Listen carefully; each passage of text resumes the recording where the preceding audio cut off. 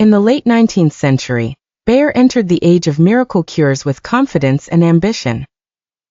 In its laboratories, chemists created a new compound and gave it a name that sounded noble and powerful: heroin. To the company, it seemed like a triumph of modern science, a cleaner answer to the misery caused by morphine. At first, the drug was greeted like a medical promise. Physicians were tired of watching patients become dependent on morphine, especially soldiers, workers, and the chronically ill. Heroin appeared to relieve pain, quiet coughing, and restore comfort without the dangers that had already begun to alarm doctors. The claim spread quickly because people wanted it to be true. Bayer did not merely sell a medicine. It sold confidence. Advertisements reached doctors, pharmacists, and families with polished certainty. The compound was promoted for coughs, colds, chest complaints, and even for children struggling to breathe.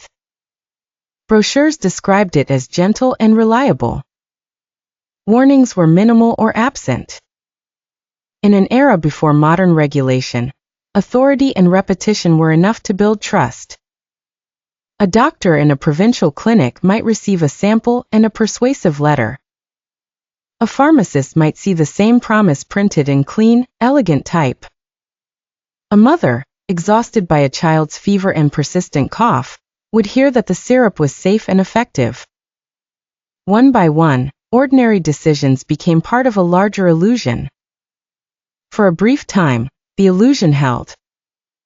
Heroin seemed to work, and that was enough to drown out hesitation.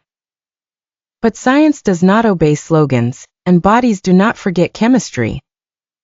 As the 20th century began, reports accumulated from hospitals and private practices.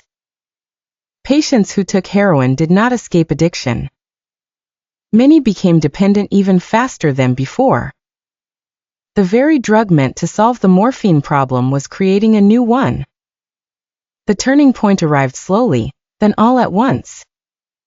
Physicians who had trusted the promise began to compare notes. What looked like a breakthrough at first appeared, under closer examination, to be a warning. Behind the shining language of progress lay a darker truth. A powerful substance had been placed into homes and clinics with far too much confidence and far too little caution. Heroin's early story became a lesson that outlived the company's campaign. Medical innovation can save lives, but when commercial enthusiasm outruns evidence, danger can hide in plain sight. The tragedy was not only in the drug itself, but in the certainty with which it was sold.